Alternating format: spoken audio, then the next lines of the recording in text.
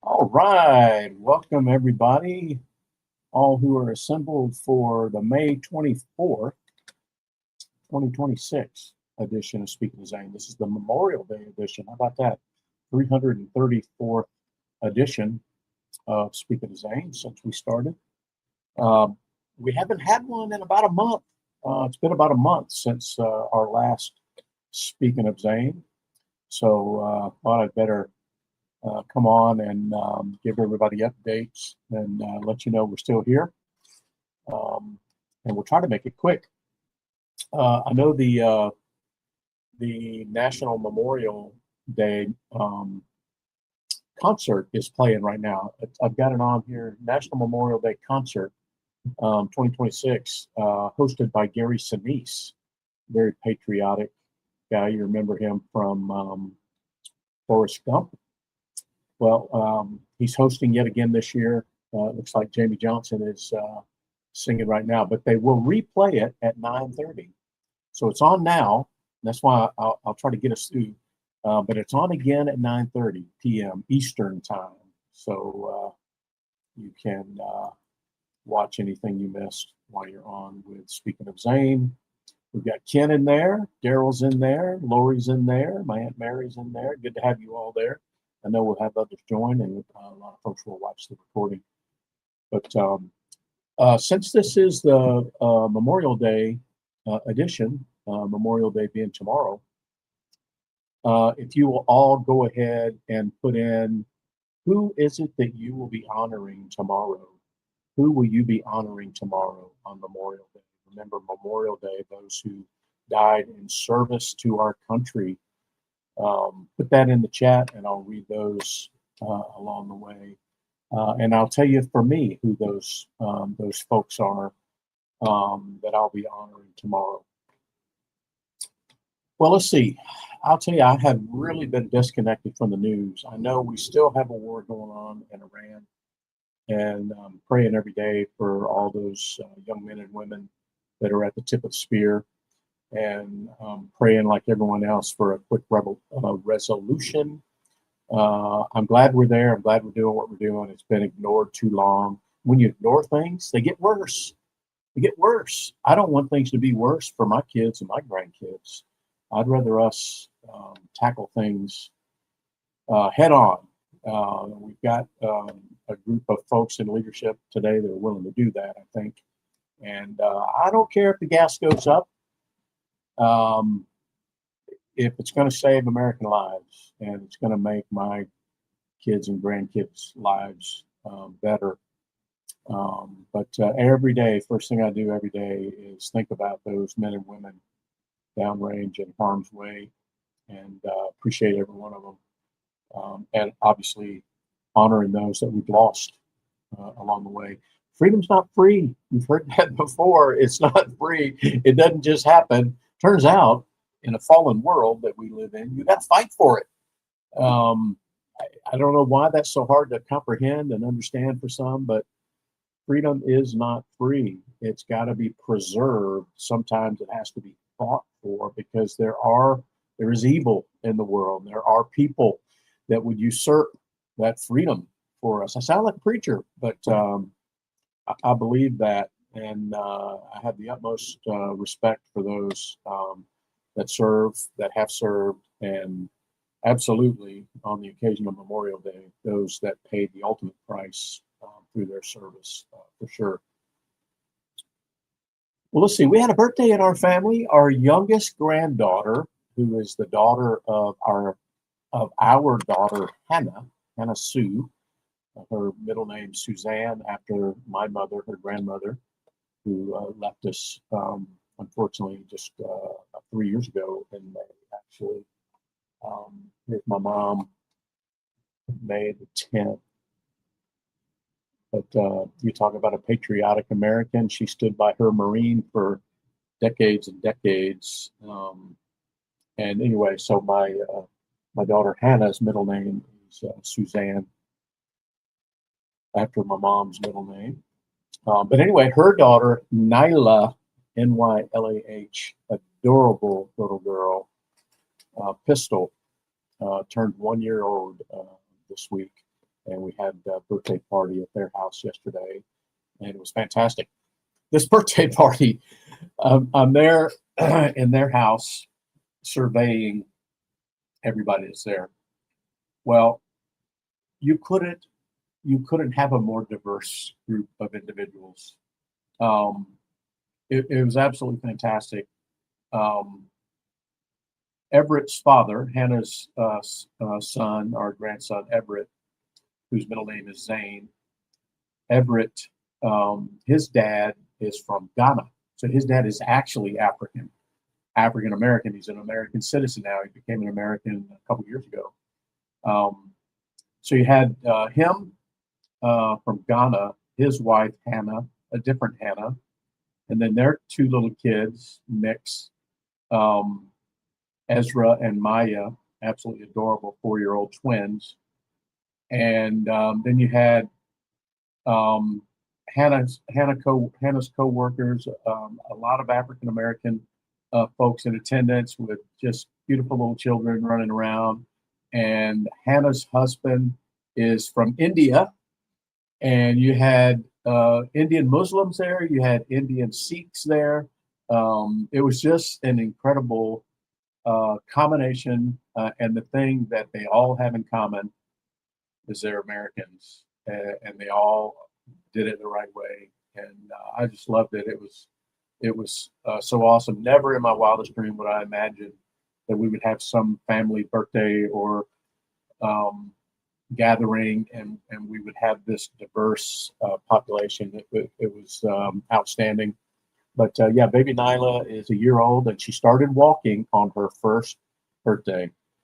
I think she's been capable of it for a while, but she finally took off, and now there's no stopping. So that was our yesterday. That was most of our Saturday was birthday activities, and then her big brother Everett came home with us, and he's going to spend a few days with us. Last week was the last week of school, so he's out of school now, so he's going to spend a few days at our place. And I'm home this week. I'm actually home for a week after having a good bit of travel since we were last together.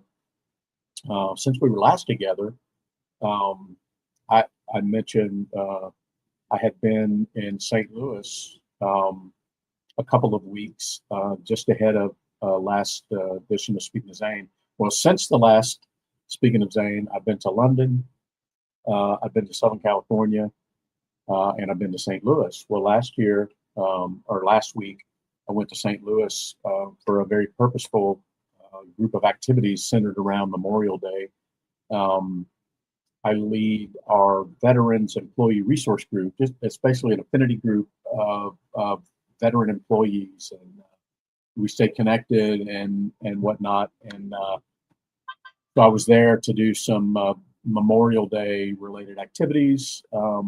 We placed a bunch of American flags, several hundred American flags in a grassy area just outside of our corporate headquarters as a visible tribute to those that we've lost, very much like you see at a national cemetery. And we also placed, do you know what a missing man table, the POW MIA table, and the symbolism involved around all the artifacts on the table? If you don't know, look it up, missing man table. We set up one at our global headquarters again. We set up one at our DC office and one at each of our New York City offices. We have two offices in Manhattan that are about a block apart from each other. One's in Penn Plaza, one's at Hudson Yard, just a short walk from each other. But I had a group of people put up the missing man table in the cafeteria there. And then we have 5 warehouse type facilities about 30 minutes away from our headquarters in St. Louis. And I had folks veterans putting the missing man tables there, just as a visible acknowledgement of the day. Believe it or not, there's a lot of people that don't even know what Memorial Day is. They don't know the history of it, right? Especially folks that are coming up through the school system over the last 20 years, right? Where are they going to get that information unless they get it from their families, because they're probably not going to get it in school. And so anyway, we decided as a company and as a employee resource group, we decided that we would be proactive in making sure that our employee population understands Memorial Day. So anyway, that was an awesome week. What made it even better is Lori came with me. So I'm in my 15th year with this company. This is the first time Lori has been to our headquarters, so it was outstanding. And our daughter Charlotte, who lives in Chicago, came down, and they were able to join me there for a few days. And my friend Daryl Cottrell, who's on with us tonight, invited him to come. He lives in the area there, and he showed up right on time, about 0700. And it was so good to see him and invite him to this event that we had. And he got a chance to meet Lori and Charlotte. He got a chance to meet my teammate, Jeree, and he got a chance to meet a lot of other folks at this event. Well, the event was held in our auditorium, which holds several hundred people, kind of it's like a theater, basically. We decided some time ago that we were going to have a Memorial Day or a veteran-related activity. And so our president of our company has a relationship with an Air Force general who was a customer of ours. And over the years, he's since retired, but over the years, this general, whose name is Mike Minahan, you can search him, look him up, 4-star general, Mike Minahan, has remained friends with our president and our company at large. And I got a chance to meet him last year about this time in Las Vegas. And we kind of hit it off, compared notes.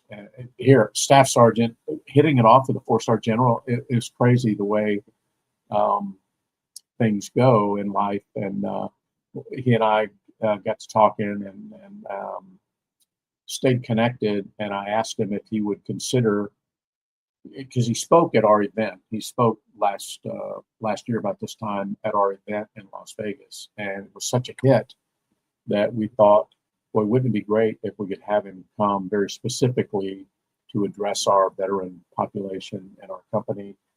And I got a hold of him, and he says, yes, absolutely, I'll come. And it worked out very well for him to come the week before Memorial Day, so we made everything around that. And I had the opportunity to be the MC or the host of the event. Not sure I did the best job at it, but I was very nervous. Lori will tell you, I was very nervous about it. I'm no stranger to being on the stage, but this is a 4-star general. And there were a lot of moving parts. We had an awesome color guard from the Marine Corps League one of the local chapters, and we also heard from a young man called Todd Nicely, who was representing an organization called Focus Marine, who helps veterans transition, especially those that have suffered some sort of injury.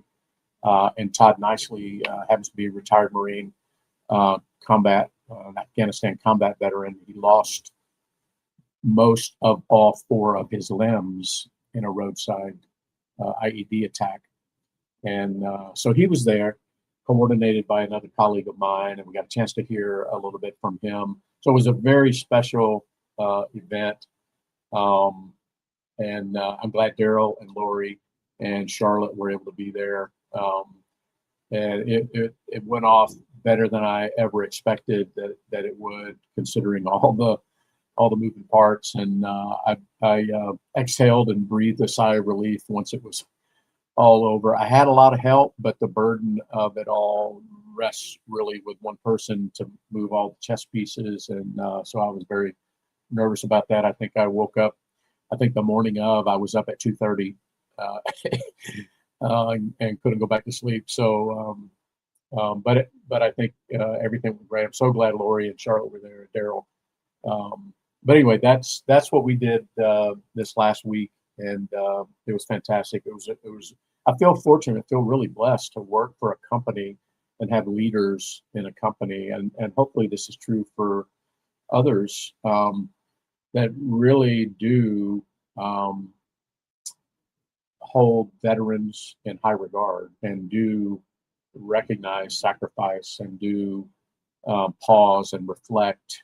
And you'll see tomorrow, I've coordinated, our marketing department will be posting some things on all of our social channels, Instagram, Facebook, YouTube, LinkedIn, etc., about Memorial Day. So it's a blessing, fantastic. But that was last week. This week, fortunately, I am home the entire week, which is odd. And then the week after this coming, I'll go to Vegas for a week for a conference. I'm probably in the 100 some odd times to Vegas for tech conferences, but anyway, that's where it's at. So that's where I'll be, and I'll be doing some veteran-related stuff there too. I've teamed up with one of our partner companies, a company called Cisco Systems that I used to work with, and we do a joint veterans social hour. So that should be fun. We've done that. This will be our 3rd year doing that. So, all right. Well, let's see. Baseball. Braves played a day game today, 4 o'clock. It's been raining like crazy here. We've needed it. It's been raining like cats and dogs. But there was a rain delay. But the last time I checked, I think the game's over now. But the last time I checked before I put on the Memorial Day concert, the Braves were losing. I'll do a quick check here. But the Braves are really doing good this year after a couple of years of not doing so good. They lost today 2-1, but they are, let's see, if they lost 2-1, that means they're 36-18. 36-18, so 9 games, maybe 10 games ahead of the Phillies. So I'm not complaining about that at all. Also enjoying, believe it or not, I'm also enjoying the NBA playoffs. I kind of got soured to the NFL because of the Kaepernick thing. I'm not a big LeBron fan. That taints basketball for me. But I've been watching some really good games, and there's a lot of young, fresh talent. And the game, the basketball and hockey for me rival each other in the pace of the game. It's very fast. And anyway, so I am watching some basketball as well. Well, let's see. Running to Honor. So we've got the Running to Honor 5K, which we've participated in for some number of years now, coming up in July. And I've got, if you remember, Lori and I and some others will be traveling to Michigan to actually do the Running to Honor 5K in person. And it's great because I'm glad because this is the final year that Aaron's going to host this, and he's got some other things that he wants to do and accomplish, and that just means he's going to have to let this go, and move on to another season. And but I'm so glad we're going to be able to go, and it'll be good. He messaged me today. I want to share with you something here that's very exciting that I never expected, but he has done such a great job. Let me see what I can share here.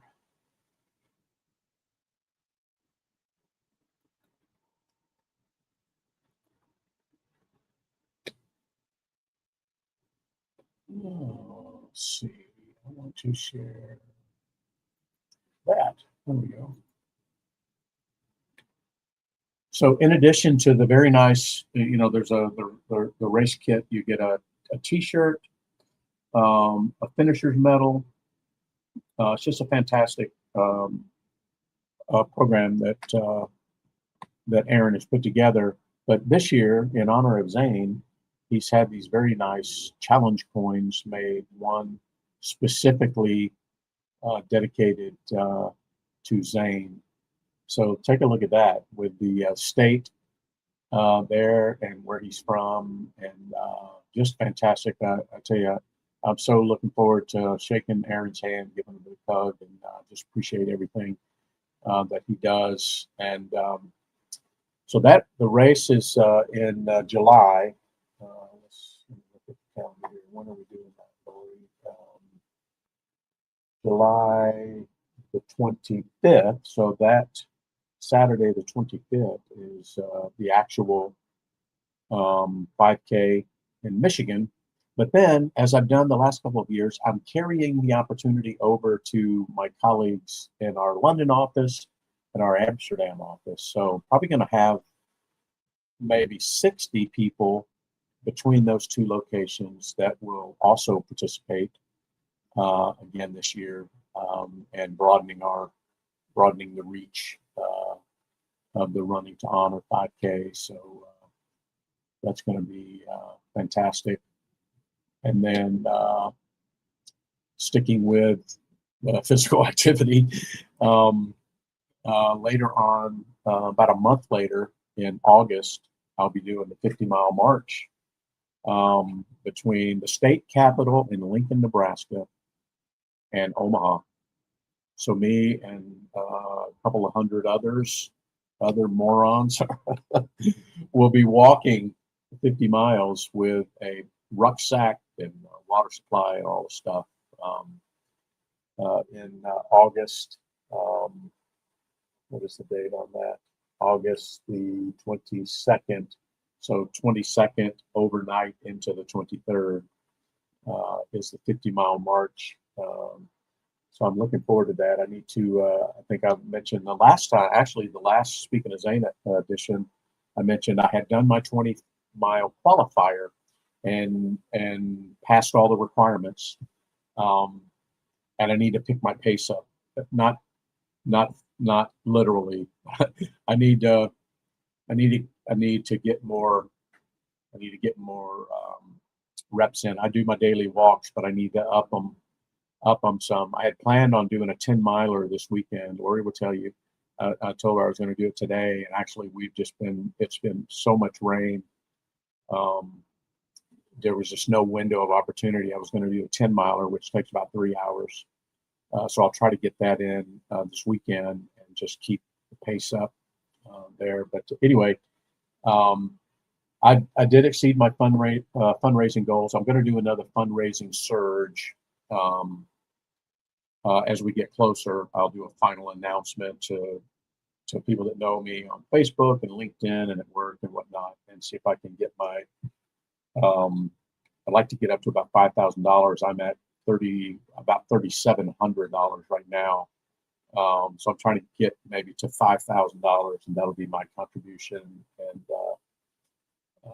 I'm kind of looking forward to it. I'm kind of nervous about it because August in Nebraska can be brutal from a temperature perspective, of course. But we'll see how things go. All right, let's see. We had some joiners here. Buddy Todd Hargrave is in there. Yeah, that's a badass coin, Todd. Um, I'll be able to get you to. I might be able to get you one. Reach out to me. My sis is in there. My sis, my dad, and her friend Rebecca will be at the running to honor. Let's see. I don't see her on here, but Lori's giving a shout out to her friend Karen. Karen must be in here as well. She's awesome. Um, let's see who else we got. Steve's in here. Okay, Steve Shirley.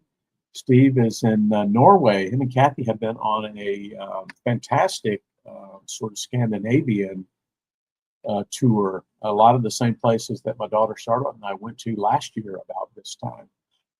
Maybe it was July we went. But anyway, good to see you in there, Steve. What time? See, it's 9 o'clock here. So that means you're early in the morning. You're 3, 4 in the morning. You guys must be getting up and ready to head home or something. Yeah, okay, that's what he says. Heading home this morning. But glad you stopped by, Steve, and safe travels back to the States to you and Kathy. That looked like a fantastic trip. All right. Okay, don't forget, whoever you're honoring tomorrow for Memorial Day, put it in the chat. Put in the chat who you're honoring tomorrow on Memorial Day. Remember, Memorial Day, those that paid the ultimate price. All right. There's my dad in there too. Okay, dad and sister both in there. All right. Let's see. Yeah, Dad's going to do the. He's going to do the running to honor, and how old is Dad? Dad'll be 82 in October, so Dad will be 80. Dad's 81, so he'll be doing a 5K at the ripe old age of 81. All right. Well, let's see. Hat of the week. Hat of the week. Hat of the week. Hat of the week usually has something. I'm a hat guy. Lori will tell you it's rare that I'm not in a ball cap. And I'm fortunate, I got my dad's genes, which means I don't have really a receding hairline. I'm not going to be bald ever. I've got a fabulous head of hair. And a lot of folks told me early on that the hats would take my hair away, but they haven't. But what do I know?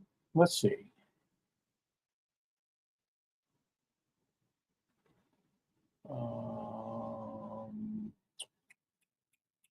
Hat of the week. Hat of the week. Yeah, this has been the hat of the week for some number of times. This was a hat of Zane's, and I sort of inherited it, I guess, on his departure. But it's kind of a cool hat with the green subdued American flag, and then we do bad things to bad people. I always get a lot of comments about that, but this is his hat. I mean, I feel blessed to have it. It's a treasure to me. I suppose when I go, I'll hand it off to his son, Colton. But that's the hat of the week. That is the hat of the week. All right. Well, let's see real quick. Let's talk about the history of Memorial Day. I found this a couple years ago when I was doing a Memorial Day thing at work. Last year, I think we did a webinar with folks that had lost a loved one or comrade in service. And anyway, I always like to talk about the origins of Memorial Day. Again, people won't learn this in school these days, probably. They got to go search it or their family has to teach them. But 3 years after the Civil War ended, so on May the 5th of 1868, move this over here so I can. So on May the 5th of 1868, the head of an organization of Union veterans called the Grand Army of the Republic. You may have heard of them, GAR, Grand Army of the Republic, established Decoration Day as a time for the nation to decorate the graves of the war dead with flowers. Major General John A. Logan declared that it should be on May the 30th. And it's believed that that date was chosen because flowers would generally be in bloom all across the country. The first large observance was held at Arlington National Cemetery, very fitting, across the Potomac River from Washington, D.C. The ceremony centered around the morning draped veranda of the Arlington Mansion, once the home of General Robert E. Lee. Various Washington officials, including General and Mrs. Ulysses S. Grant, presided over the cemeteries. Then after the speeches, children from the Soldiers and Sailors Orphan Home and members of the Grand Army of the Republic made their way through the cemetery, strewing flowers on both Union and Confederate graves and citing prayers and singing hymns. So that was sort of the origin of Memorial Day. Decoration Day, it was called. And then there's a lot of other history that goes along with how we've arrived at where we're at today. There was some friendly banter about which observances across the country were the first. Some say Macon, Georgia. Some say Richmond. Some say Carbondale, Illinois. So there's a lot of dispute about the very first. And then as time moves on, then it eventually Memorial Day becomes a national holiday, and it gets moved to the last Monday of May as a Monday. So then you can get a three-day weekend thing. You guys remember all that stuff. Started happening in the 60s, 70s, 80s, where everything aligned to make a long weekend. But anyway, that's a little bit about the history of Memorial Day there. Very solemn day indeed, for honoring those who paid the ultimate price. Well, let's see. Let me look through the list and see. We'll call out some names of who folks are remembering tomorrow. Well, maybe I'll tell you mine first. I do have a list of folks that I honor or think of first on Memorial Day, and that's because I'm either I served with them or more closely connected. But for me, like some of you, Staff Sergeant John Campisi. John Campisi was with the 55th OMS, same squadron at Offutt Air Force Base. And he was killed in Operation Desert Shield. So he was the first casualty of Desert Shield. And then most of us worked with, were friends with, or know of Master Sergeant Mike Heiser. Mike flew with us at RF Mildenhall, radio operator, communications operator, and he was killed in the Khobar Towers terrorist attack in Saudi Arabia.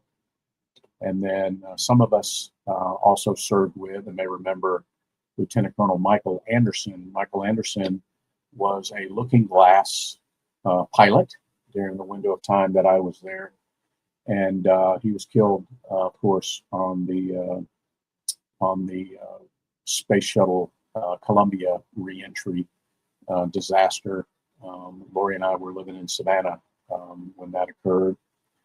And then I always think about two men from Zane's unit at the 3rd Infantry Division, Staff Sergeant Steve Butcher and Specialist Dan Cagle, who were killed in action in Iraq.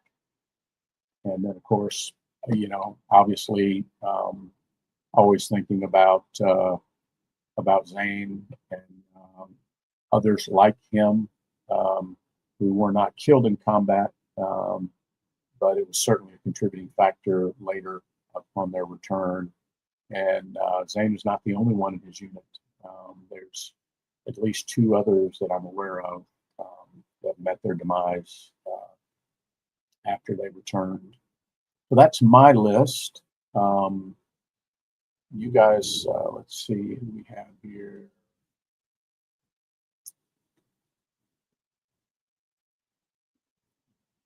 Brenda Lusk is in there. Hey, Brenda.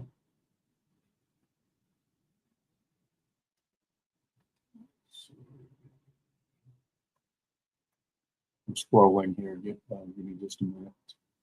Lori's going to be thinking about Corey Kowal. So Corey was the son of our friend Kelly Kowal, who you guys know as the founder of My Warriors Place. Corey was killed in Afghanistan, 2010, I think it was. Same time Zane was in Iraq. And Kelly, I posted on Speaking to Zane Facebook page today a song that Kelly wrote the lyrics to, and then had an AI generated voice sing the lyrics. It's an awesome song. Go to the Speaking to Zane Facebook page, and you'll see the song that Kelly wrote. But Lori will be thinking about Corey. Let's see. Todd says Robert D. Sisk, Vietnam, 10/20/1966, Corporal, United States Marine Corps. Oh, very good, Steve. Steve, everywhere Steve travels, Steve and Kathy, they always encounter fellow veterans, and this trip is no exception. It looks like they had a veterans meet and greet there. 21 thank yous. That's fantastic, Steve.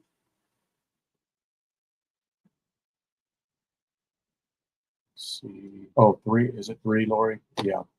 And it was two or three.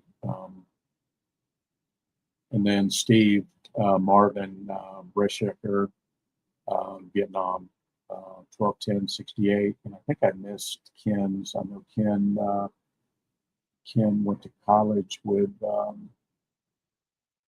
see, the young man who perished, First Lieutenant Carlos Arriaga and Major Chris Music. All right. Well, thank you all for putting those in there. Those will be the folks that those and many, many more that we'll all be thinking about tomorrow and honoring. They deserve to be honored without a doubt. Absolutely, without a doubt. Pay the ultimate price. Freedom's not free, for sure. All right, we'll let you all run. I'm not going to go through the thank yous and the Veteran Cemetery Challenge just because I'm not up to speed on all of it right now. I got to get back in the groove on the thank yous. I did have a lot of thank yous since we were last together, for sure.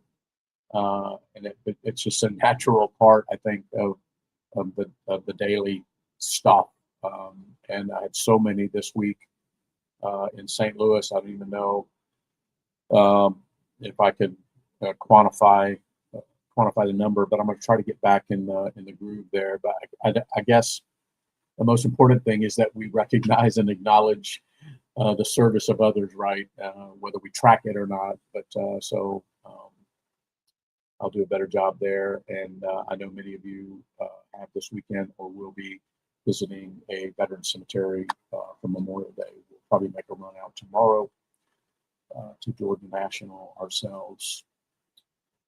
All right, folks, I think that is it. I'm going to go watch the rest of the Memorial Day concert, and maybe you will too.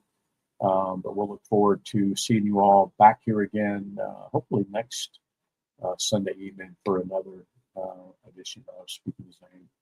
Daryl, great to see you this week, and we'll look forward to seeing everybody again next Sunday evening for another episode of Speaking to Zane. Hope you have a very reflective Memorial Day tomorrow. God bless.